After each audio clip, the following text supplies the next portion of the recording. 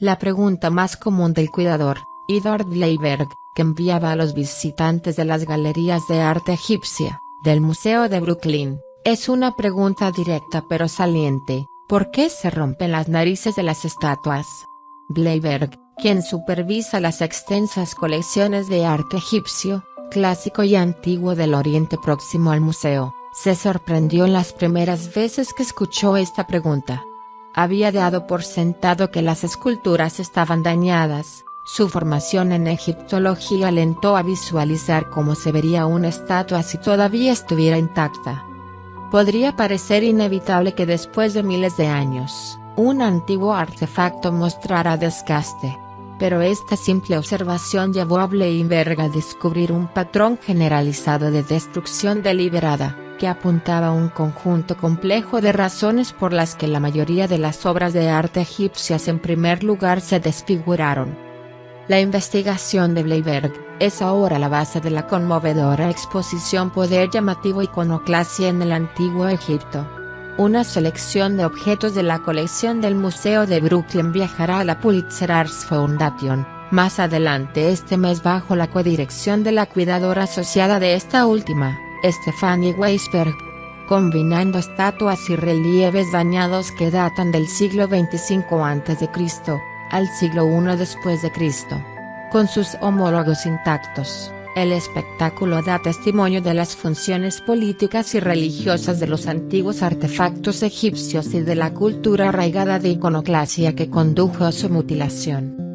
En nuestra propia era de contar con monumentos nacionales y otras exhibiciones públicas de arte, Poder llamativo agrega una dimensión pertinente a nuestra comprensión de una de las civilizaciones más antiguas y duraderas del mundo, cuya cultura visual, en su mayor parte, se mantuvo sin cambios.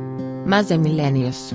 Esta continuidad estilística refleja, y contribuyó directamente, a los largos tramos de estabilidad del imperio. Pero las invasiones de fuerzas externas, las luchas de poder entre los gobernantes dinásticos y otros periodos de agitación dejaron sus cicatrices. La consistencia de los patrones donde se encuentra el daño en la escultura sugiere que es útil, citando innumerables motivaciones políticas, religiosas, personales y criminales por actos de vandalismo. Discernir la diferencia entre daño accidental y vandalismo deliberado se redujo a reconocer tales patrones. La nariz que sobresale en una estatua tridimensional se rompe fácilmente, reconoció, pero la trama se complica cuando los relieves planos también tienen narices aplastadas. Es importante señalar que los antiguos egipcios atribuían importantes poderes a las imágenes de la forma humana.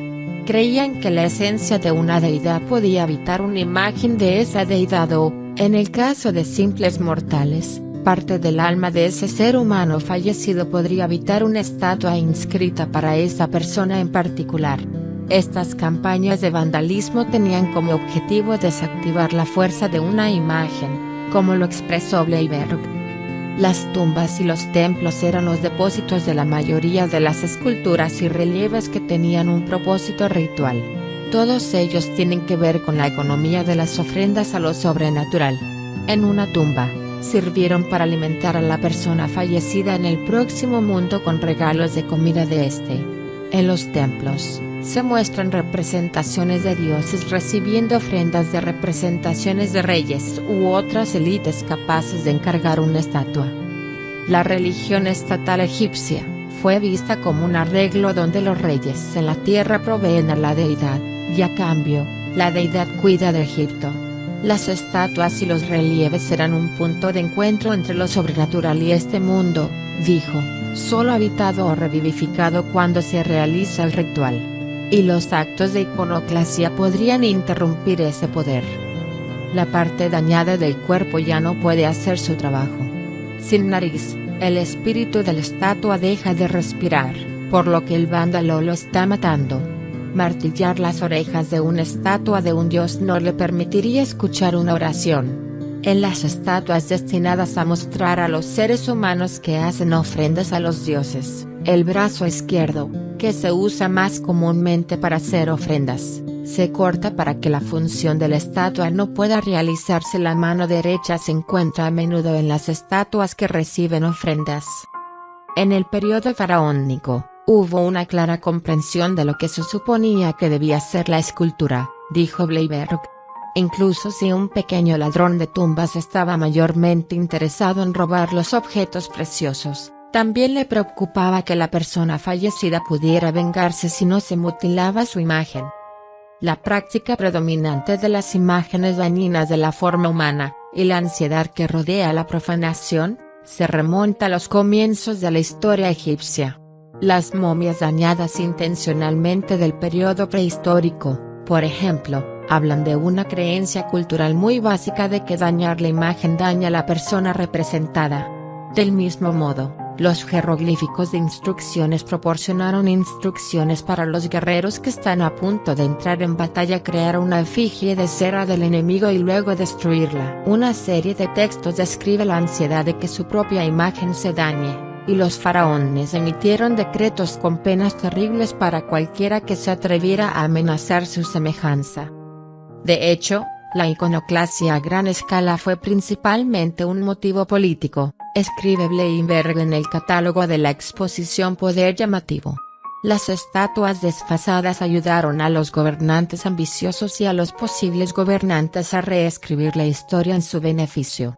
A lo largo de los siglos, este borrado a menudo se produjo según líneas de género. Los legados de dos poderosas reinas egipcias cuya autoridad y mística alimentan la imaginación cultural, Hatshepsut y Nefertiti, se borraron en gran parte de la cultura visual.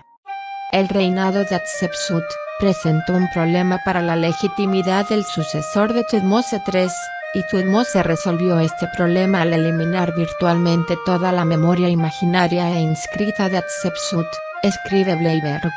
El marido de Nefertiti, Akenatón, trajo un raro cambio de estilo al arte egipcio en el periodo de Amarna 1353-36 a.C. durante su revolución religiosa. Las sucesivas rebeliones producidas por su hijo Tutankamón, y sus semejantes incluyeron la restauración del culto al dios Amón. Durante mucho tiempo, la destrucción de los monumentos de Akenatón fue, por lo tanto, completa y efectiva. Sin embargo, Nefertiti y sus hijas también sufrieron. Estos actos de iconoclasia han ocultado muchos detalles de su reinado. Los antiguos egipcios tomaron medidas para salvaguardar sus esculturas. Las estatuas se colocaron en nichos en tumbas o templos para protegerlos en tres lados. Estarían asegurados detrás de una pared, sus ojos alineados con dos agujeros, antes de lo cual un sacerdote haría su ofrenda. Hicieron lo que pudieron. Realmente no funcionó tan bien. Hablando de la inutilidad de tales medidas, Bleiberg evaluó la habilidad demostrada por los iconoclastas. No eran vándalos, aclaró. No fueron imprudentes y al azar sacando obras de arte. De hecho, la precisión específica de sus cinceles sugiere que eran trabajadores calificados, entrenados y contratados para este propósito exacto. A menudo en el periodo faraónico, dijo Bleiberg, en realidad es solo el nombre de la persona a la que se dirige, en la inscripción. Esto significa que la persona que está haciendo el daño puede leer.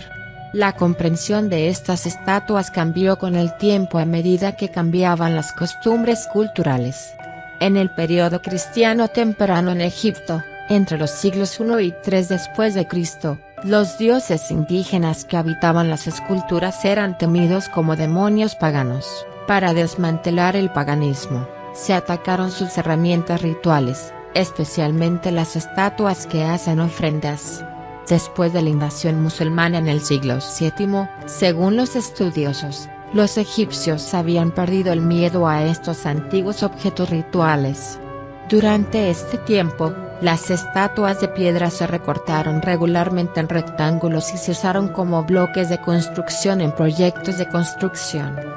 Los templos antiguos se veían como canteras, dijo Bleiberg, y señaló que cuando uno camina por el Cairo medieval, se puede ver un objeto egipcio mucho más antiguo construido en una pared. tal práctica parece especialmente escandalosa para los espectadores modernos, considerando nuestra apreciación de los artefactos egipcios como obras maestras de bellas artes, pero Bleinberg se apresura a señalar que los antiguos egipcios no tenían una palabra para arte. Se habrían referido a estos objetos como equipo. Cuando hablamos de estos artefactos como obras de arte, dijo, los descontextualizamos. Sin embargo, estas ideas sobre el poder de las imágenes no son propias del mundo antiguo, observó, refiriéndose a nuestra propia época de cuestionar el patrimonio cultural y los monumentos públicos. Las imágenes en el espacio público son un reflejo de quien tiene el poder de contar la historia de lo que sucedió y lo que se debe recordar. Estamos presenciando el empoderamiento de muchos grupos de personas con opiniones diferentes sobre cuál es la narrativa adecuada. Quizás podamos aprender de los faraones. La forma en que elegimos reescribir nuestras historias nacionales podría tomar solo unos pocos actos de iconoclasia.